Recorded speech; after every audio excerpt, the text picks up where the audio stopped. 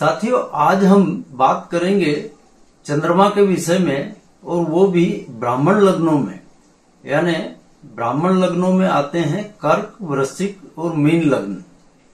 इनमें चंद्रमा क्या फल दे पाता है, इसके बारे में बात करेंगे। अब कर्क लग्न में देखें तो चंद्रमा लग्नेश होता है, और लग्नेश होने के नाते यह केंद्र और त्रिकोण दो भावों का स्वामी है और अति शुभ ग्रह हो जाता है। और मीन लग्न में यह पंचमेश हो जाता है, तो पंचमेश भी बहुत शुभ ग्रह होता है, त्रिकोण भाव का स्वामी भी है, तो शुभ तो है ही।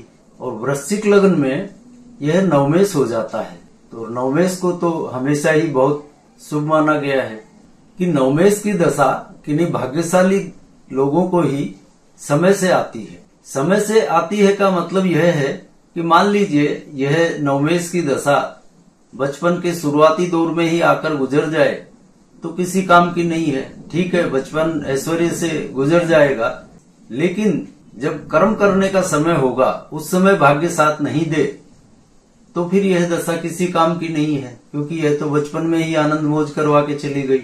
और बुढ़ापे में भी आए तो ठीक है, बुढ़ापा ठीक से गुजर जाएगा, लेकिन बुढ़ापे में कोई कर्म करने की स्थिति तो रहती नहीं है, इसलिए बुढ़ापे में भी इस दशा का कोई बहुत ज्यादा विशेष फायदा नहीं हो पाता।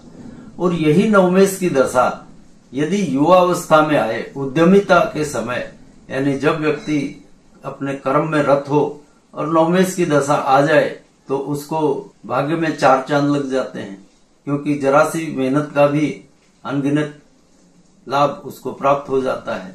इसलिए ज्योतिष ग्रंथों में ऐसा कहा गया है। तो कहने का मतलब यह है कि ब्राह्मण लग्नों में यानी कर्क, वृश्चिक और मीन लग्न में चंद्रमा लग्नेश, पंचमेश और नवमेश होकर अति शुभ ग्रह हो जाता है। पर मजे की बात यह है कि इन लग्नों में इतना शुभ ग्रह होने के बावजूद भी चंद्रमा शुभ फल देने में असमर्थ ही रहता है, बल्कि कुछ न कुछ खराब फल ही देता है। बहुत ही कम स्थितियां बनती हैं जहां की चंद्रमा इनमें थोड़े बहुत कुछ ठीक ठाक फल दे दे, अन्यथा चंद्रमा के खराब फल ही इसमें पाए जाते हैं।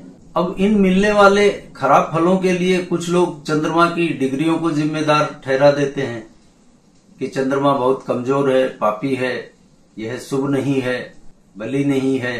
पर यह कहना तो मन संतोष की बात है। जब ग्रह शुभ है, लग्नेश है, पंचमेश है, नवमेश है, तो उसको शुभ फल तो देना ही चाहिए।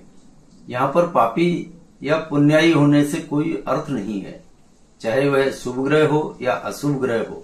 यदि वह भावेश के रूप में जिस भाव का अधिकार रखता है उसके फल तो उसको देना ही पड़ते हैं। तो यह बात गले उतरती नहीं है कि चंद्रमा यहाँ पर शुभ नहीं है, बल्कि कमजोर डिग्रियों के कारण यह पापी है। पर इन लग्नों में यानी कर्क, वृश्चिक और मीन लग्न में चंद्रमा के साथ ऐसा क्यों होता है, अब इस बात को समझने की कोशिश करते हैं। हमने पहले के किसी चैप्टर में आपको बताया था कि चंद्रमा जिस भाव में बैठता है उससे 8वें भाव को पीड़ित करता है, खराब करता है।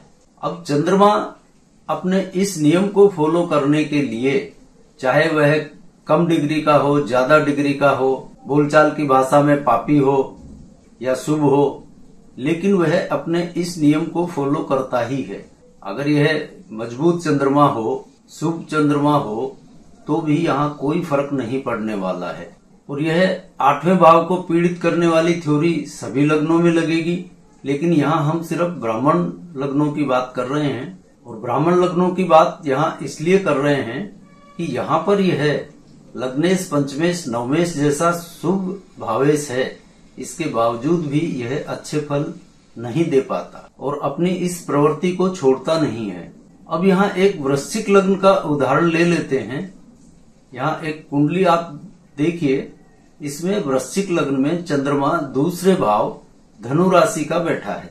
अब आप बाकी चंद्रमा की उच्च नीच और सारी गणनाएं छोड़ दीजिए और सिर्फ यह देखिए कि यह नवमेश है, इसकी कर्क राशि नवम भाव में पड़ रही है, तो यह नवमेश है, अति शुभ ग्रह है। नवमेश से ज्यादा शुभ ग्रह तो कोई हो नहीं सकता।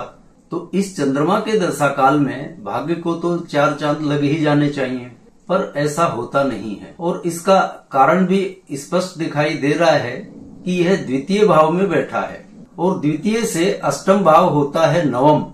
तो यह अपनी इसी प्रवृत्ति के कारण नवम को पूरी तरह से खराब कर डालता है। यहाँ नवमेश होने का कोई फायदा जातक को नहीं मिलता है। अब तक जो व्यक्ति समझ रहा था कि बस अब तो नवमेश की दशा आने ही वाली है, मजे ही मजे, आनंद ही आनंद, भाग्य साथ देगा और मजे करेंगे, और यहाँ चंद्र की दशा भाग्य बढ़ाने की बजाय उसका संघर्ष ही बढ़ाएगी।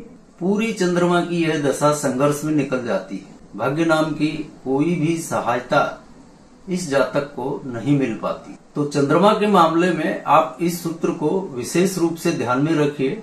यह सभी लग्नों में काम करेगा, लेकिन यहाँ हमने ब्राह्मण लग्नों की बात इसलिए की क्योंकि यहाँ पर यह अति शुभ ग्रह होता हुआ भी अपने इस नियम के अंतर्गत जातक को कोई सहायता नहीं कर पाता है। कृपया इस चैनल को सब्सक्राइब जरूर करिए, पोस्ट को ज्यादा से ज्यादा लाइक और शेयर कीजिए, कमेंट कीजिए। अब आज के चैप्टर को यहीं विराम देते हैं और अगली बार आपसे मिलते हैं किसी नए विषय के साथ। तब तक के लिए जय जय सिया राम।